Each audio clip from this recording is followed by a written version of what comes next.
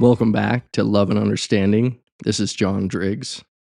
Well, today I want to explore a specific mental faculty called Virya in Pali, which is the language of the Buddha. Virya is commonly translated as effort, and it's one of three mental faculties the Buddha singles out for us to explore and cultivate in his Noble Eightfold Path, which is a kind of training program meant to establish peace of heart and mind, both in ourselves and in the world around us. In any case, enjoy. What will you do with this precious and all too fragile gift of life? Whatever it is, you'll need effort to do it. Effort is the source of all achievement. It fulfills our aspirations, breathes life into our values, and turns our intentions into lived expressions of our being. Effort in Pali, the language of the Buddha, is the most common translation from the word Virya. And Virya is actually a much bigger word than effort alone. It has many nuances and flavors to it, which include energy, strength, courage, vigor, vitality, resolve, and perseverance of body, heart, and mind. In its most basic meaning, though, we can think of Virya as the capacity for activity, the power to get shit done. This too, however, can be a bit misleading because when we really examine this quality or capacity, we realize that what we're actually trying to achieve is more of an effortless flow rather than a forced effort. So, training in Virya is more of a balancing act. It's like riding a bike or walking a tightrope. We need to stay aware of our current state of mind and adjust the effort to what's needed in the moment. The Buddha compared it to tuning a lute. The strings can't be too tight or too loose. We need to continually find the sweet spot between effort and surrender. This may seem like a contradiction, but understanding this paradox is pivotal to our meditation practice and a vital piece of knowledge to carry with us on our spiritual journey, or really any endeavor we pursue. So, how can we work towards our endeavors while at the same time avoiding the trap, frustration, and energy drain of over-efforting? How do we apply effort and at the same time surrender to the reality of the present moment? This brings up one of the biggest misunderstandings of Buddhism I hear from people.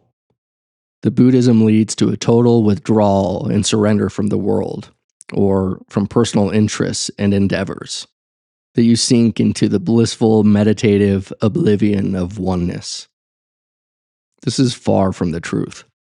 Thich Nhat Hanh, a famous Vietnamese monk, was a major activist not just in Vietnam, where he was born and eventually exiled, but he also marched with Martin Luther King Jr. and continued marching for peace for the rest of his life. Surrender doesn't mean passive resignation. It means we surrender to the Dhamma, the truth of the present moment's experience, rather than pretend things are otherwise. It means that we take a stand in reality, that we take a stand in truth. It's the attitude or posture expressed so eloquently by James Baldwin when he said, "It began to seem that one would have to hold in the mind forever two ideas which seemed to be in opposition. The first idea was acceptance. The acceptance, totally without rancor, of life as it is, and men as they are. In the light of this idea, it goes without saying that injustice is commonplace. But this did not mean that one could be complacent, for the second idea was of equal power, that one must never, in one's own life, accept these injustices as commonplace, but must fight them with all one's strength. This fight begins, however, in the heart, and it now had been laid to my charge to keep my own heart free of hatred and despair. This kind of acceptance that James Baldwin points us to still allows us to make effort to work toward our goals and aims, but it does so without the grasping or aversive mind. It does so without causing unnecessary agitation to the system. It's an easeful effort that knows its aim but is not strained by expectation, strained by wanting things to go or be a certain way. We can be mindful of the bigger perspective, our goal or aim, but also stay present, open, relaxed, and responsive in each moment. Joseph Goldstein uses the analogy of climbing a mountain, which needs a similar balance of perspectives. When you climb a mountain, you need to know your aim. To hike to the peak of Mount Raymond, say, a local favorite of mine. But you also need to be aware of each step. You need to be aware of the terrain beneath your feet so that you can adjust as you go. Similarly, with our spiritual journey, we can keep our larger goal in mind while also paying precise attention to where we are in the moment, allowing us to balance our effort as needed. When there's rocky terrain or we're close to a cliff, we may need to tighten up our attention. But when we're in an open meadow filled with flowers, we can loosen up a bit. So, how do we know if we're applying too much or too little effort? Well, to begin, try to pay attention to those moments when you feel overstrained, desperate, disappointed, frustrated, restless, or agitated. Are you expecting things to go a certain way? Are you waiting for something to happen? Do you want something about your experience to be different than it is right now? Do you feel like you're leaning into the next moment or leaning into the next task? We even see this on the meditation cushion. It's as if we're trying to anticipate the next breath, trying to catch it. We might even be thinking about how mindful we'll be for our next sit. We get too far out in front of ourselves. These are all signs that our effort is too tight. Rather than being open and receptive to experience, laid back, seeing experience with wisdom, we're trying to catch and hold on to something, anticipating or expecting something to happen. There's an element of control, often from the little doer in our heads. At bottom, it's this feeling of wanting that can signal to us that we're over-efforting. Effort becomes unhelpful when there's a forcing of the mind. Again, watch out for expectations or for any idea of gain you might be holding on to. The in order to mind or the if-then mind. Does the mind feel tight and contracted, or does it feel open and receptive to what's here? Are you trying to push the river along? If so, remember, it doesn't need your help. It's time to loosen the strings. It's time to sink down and back, to soften our heart and open the mind. We need to give up some control and settle in to the Dhamma, the truth of the ever-flowing moment. We need to work with and be with what's here, with equanimity, interest, and compassion. Remember, you're not producing anything in your experience, and you're not producing your awareness of it either. So sit back and simply receive it. Even if we need to act or respond to a situation, we can do it while we remain on top of our feet, settled into the moment. Don't get ahead of yourself and fall flat on your face. Now, if on the other hand, you find that the mind feels lazy, lethargic, apathetic, dull, bored, cloudy, or stagnant, this may be a sign that more effort is needed. When energy is low, when we're drifting or falling into a daze, falling into mindless reveries or daydreams, we leave ourselves vulnerable to delusion. Our effort is too loose. We need to tighten it.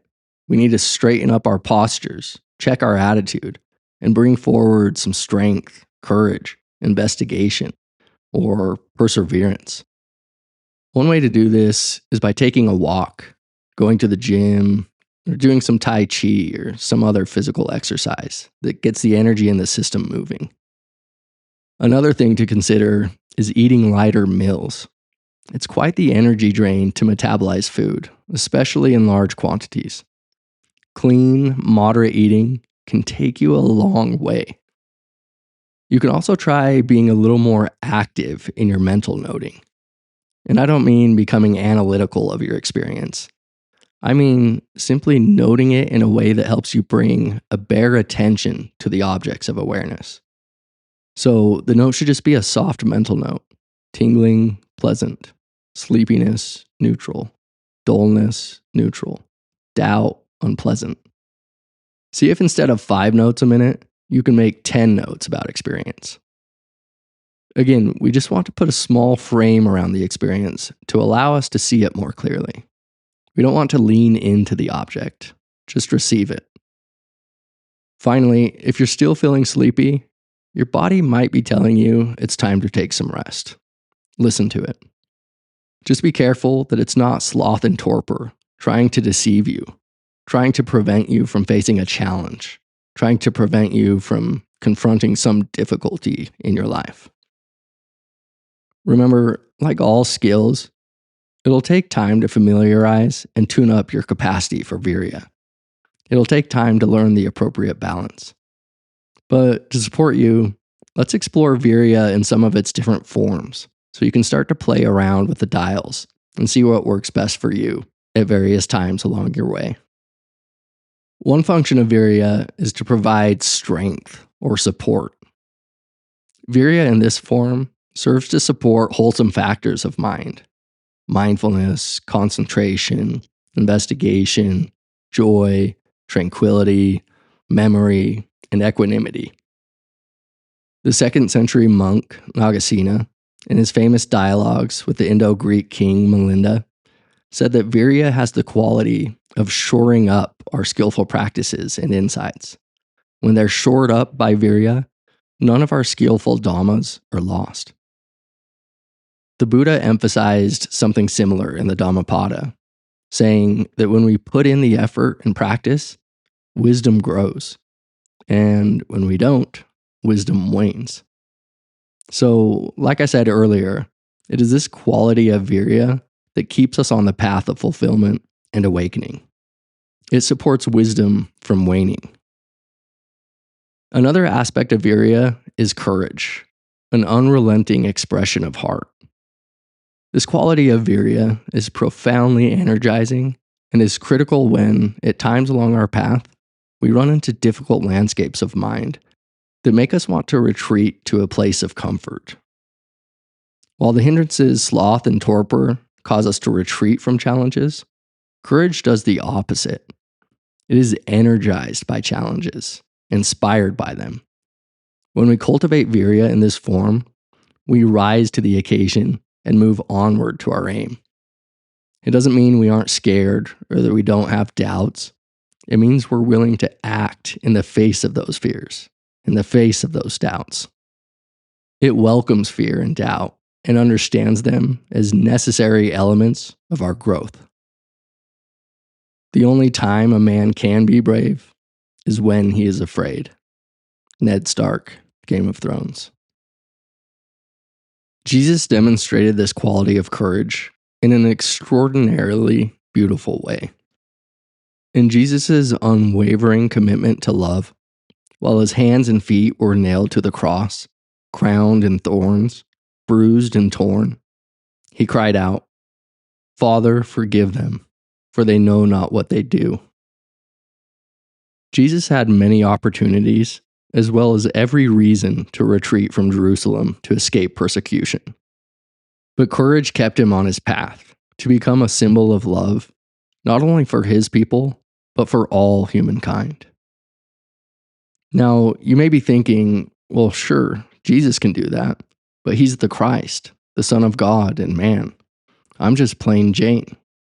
This quality of courage, though, isn't reserved for saints, heroes, and legends, nor is it a fixed quality, something you have or you don't. It's a quality of mind that can be cultivated and strengthened with practice. And we see it everywhere in the hearts and minds of ordinary folk like you and me. We see it in the many mothers who sacrifice their bodies, their time, and their careers for their children. We see it in extreme athletes like the Wim Hofs of the world, who continually test the limits of their bodies. We see it in our school teachers, who keep showing up for their students despite their low pay. We see it in our police officers, firefighters, and other first responders, who continually face trauma without the proper resources, support, and pay. We see it in the woman who spoke up against offenders in the Me Too movement. We see it right now in the people protesting in Iran for basic human rights. We too can cultivate this quality of courage. We can skillfully build up this muscle by teasing the boundaries of our comfort levels, by briefly peeking over the edge. It takes courage to challenge ourselves, to extend our limits, to really see what's possible, to really see what we're capable of. As the Burmese meditation master Sayadaw U Tejaniya said, avoiding difficult situations or running away from them does not usually take much skill or effort, but doing so prevents you from testing your own limits and from growing. The ability to face difficulties can be crucial for your growth.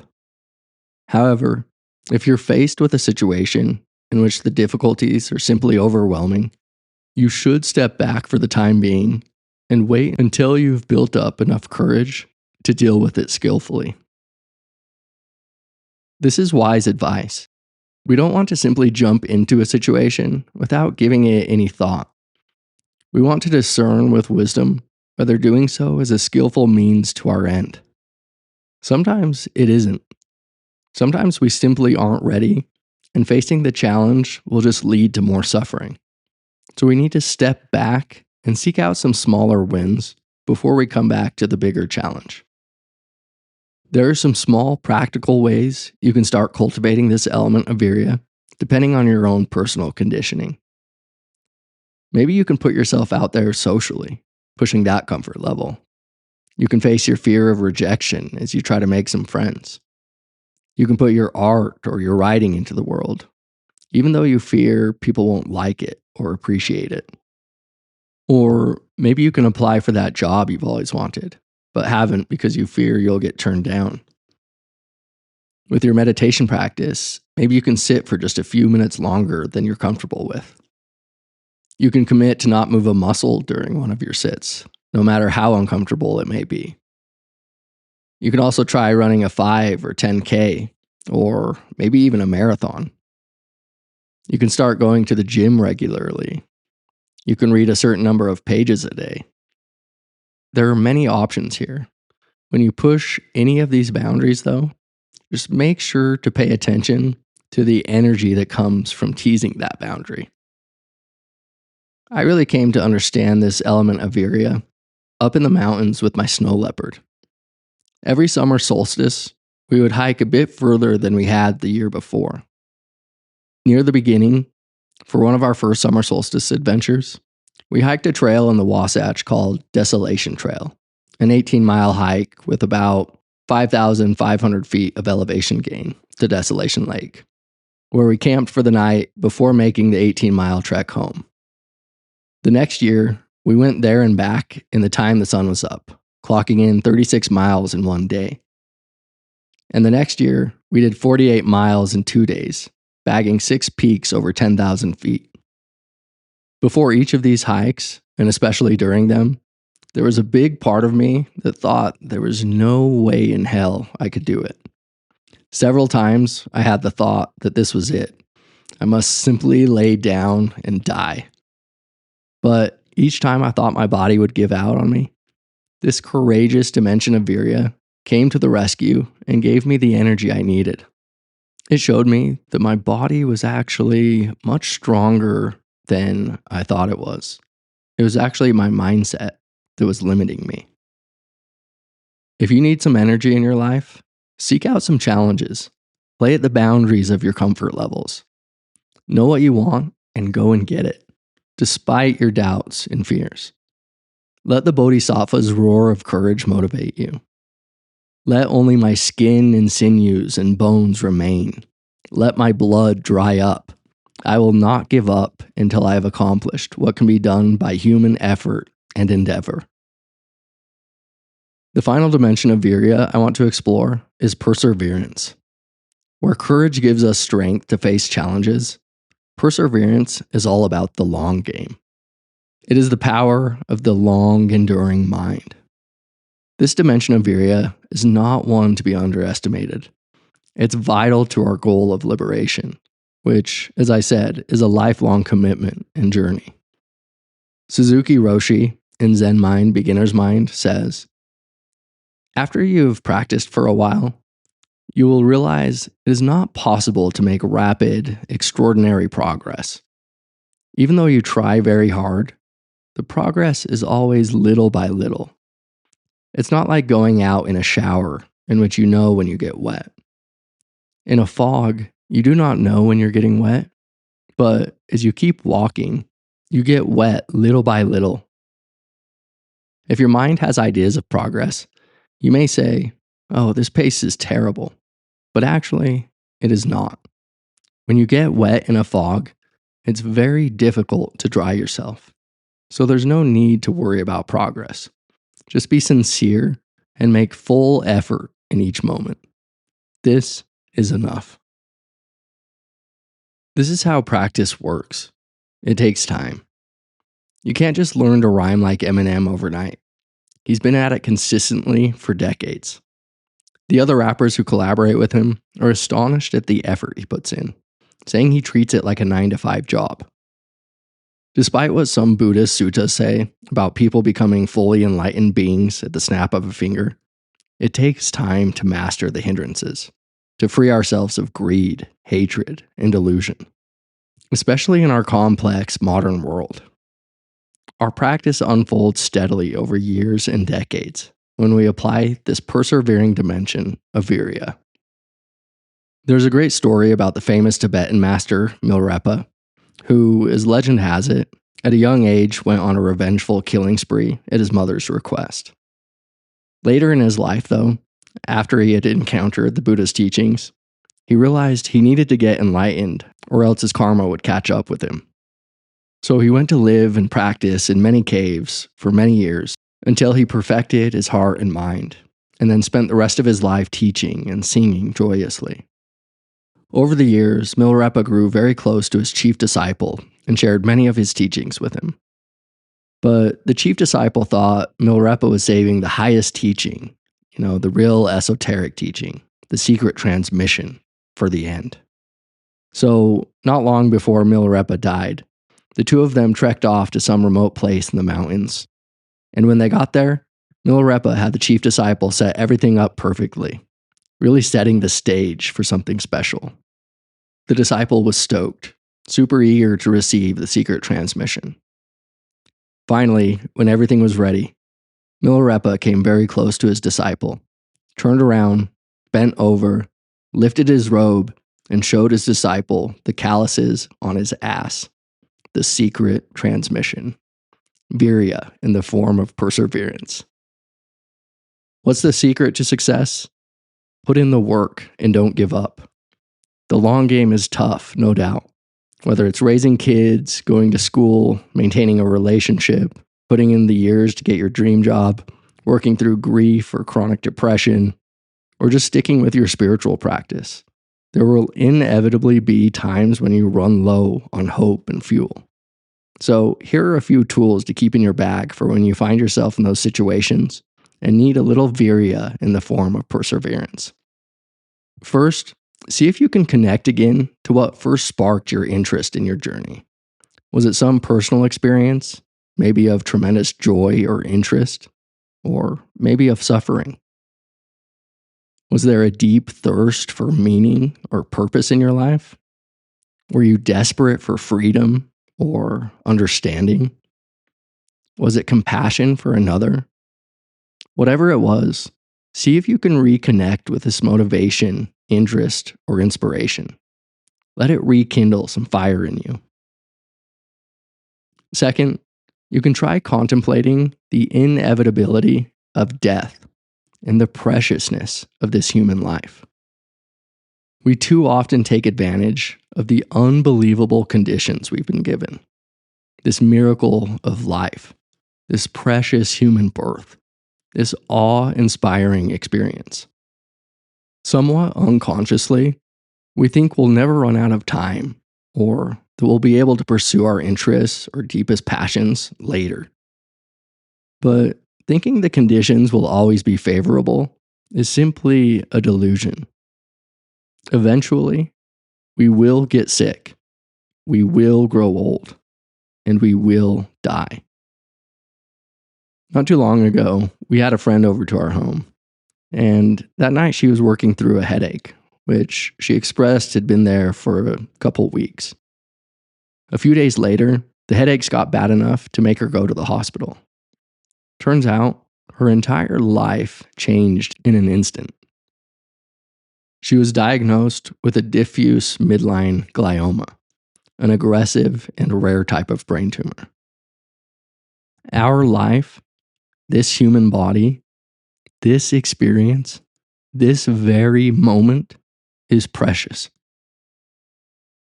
The Buddha said that we have arrived at a great treasure island, the treasure island of this precious human birth. Here, now, with this body, with this life, with this opportunity, with this day, with this hour, with this moment, we can come to understand and cultivate the causes of peace, happiness, and freedom. And this moment will never come again. Cherish your body, says the 14th century monk Tsongkhapa. It is yours this one time only. The human form is one with great difficulty. It is easy to lose. All worldly things are brief, like lightning in the sky. This life, you must know, is a tiny splash of a raindrop, a thing of beauty that disappears even as it comes into being. Therefore, set your aspiration and make use of every day and night to achieve it. May you truly be at peace.